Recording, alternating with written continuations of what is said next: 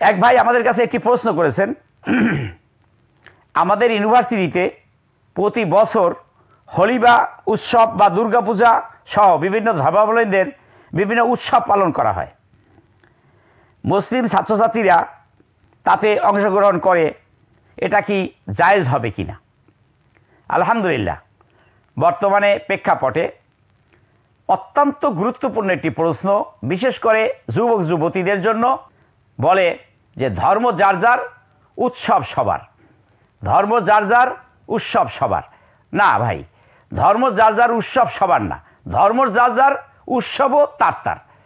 যেমন মুসলিমদের ঈদ হয়, কোরবানি হয়, হজ হয়, আমাদের 5 ওয়াক্ত সালাত হয়, এটা আমরা যে করে থাকি, এটা অবশ্যই আমাদের এটা অনুষ্ঠান এবং আমাদের ঈদ। এখানে তো কোনো হিন্দু, কোনো বৌদ্ধ, কোনো খ্রিস্টান অথবা কোনো ইহুদি তারা এখানে আসে না, অংশগ্রহণ করে না, ঈদের মাঠে আমাদের সাথে সালাত আদায় করে না।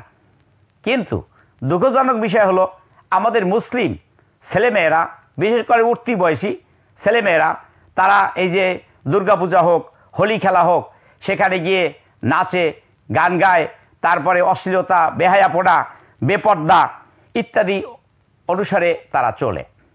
এটা কোনো ধর্মীয়, আমাদের মুসলিমদের এ ব্যাপারে এটা বৈধতা দেওয়া হয়নি, বরং কোনো কোনো পর্যায়ে এটা শিরিক, এটা শিরিকের পর্যায়ে পড়বে। রাসূলুল্লাহ সাল্লাল্লাহু আলাইহি ওয়াসাল্লাম বলেছেন, মান তাশাব্বাহা বিকওমিন ফাহুয়া মিনহুম।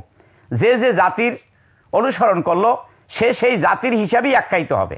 আপনি যদি দুর্গাপূজায় হিন্দুদের সাথে সেখানে নাচে, গান, হোলি খেলায়, এটা বিধর্মীদের অনুষ্ঠান, সেখানে মুসলিম হয়ে আপনি সেখানে যান, আপনার ইসলামকে ধূলিসাৎ করে দিয়ে, তাহলে অবশ্যই সেটা আপনার জন্য কল্যাণকর হবে না।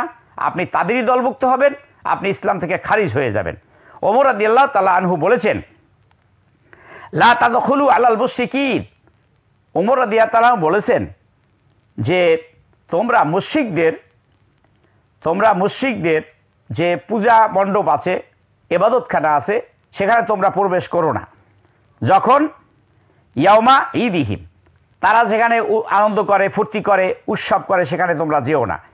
ফাইন্না সাখতাতা তানজিলু আলাইহিম, কারণ সেখানে তাদের উপরে আল্লাহর অভিশাপ, গজব, গোচ্ছা অবতীর্ণ হতে পারে।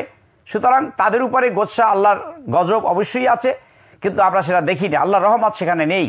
আমরা মুসলিম হয়ে আমরা আল্লাহর রহমতের উপরে থাকবো কেন? আমরা তাদের এই ধর্মীয় অনুষ্ঠানে ওখানে যাব, তাদের ধর্ম উদযাপন করে, সেগুলো আমরা দেখার জন্য বা সেগুলো উপভোগ করার জন্য এটা জায়েজ নয় এবং এটা শিরিকের পর্যায়ে পড়বে।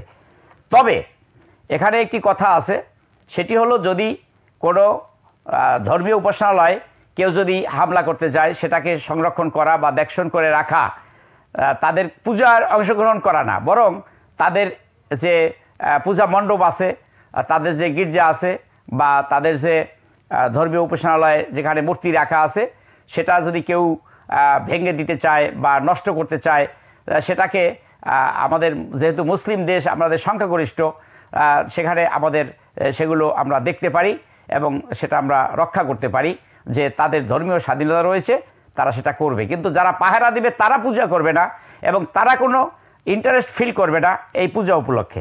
সুতরাং এটা সম্পূর্ণক্রমে আইনশৃঙ্খলা রক্ষাকারী বাহিনীও এটা দায়িত্ব পালন করতে পারেন। তো সেই আইনশৃঙ্খলা রক্ষাকারী বাহিনী যদি মুসলিম হন, তবে তার কোনো গুনাহ হবে না।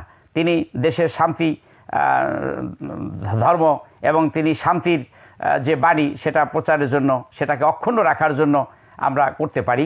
সুতরাং তা যদি না হয়, তাহলে আমরা অন্য ব্যতিক্রম হলে তাদের অনুষ্ঠানে আমরা যোগদান করতে অবশ্যই যাব না।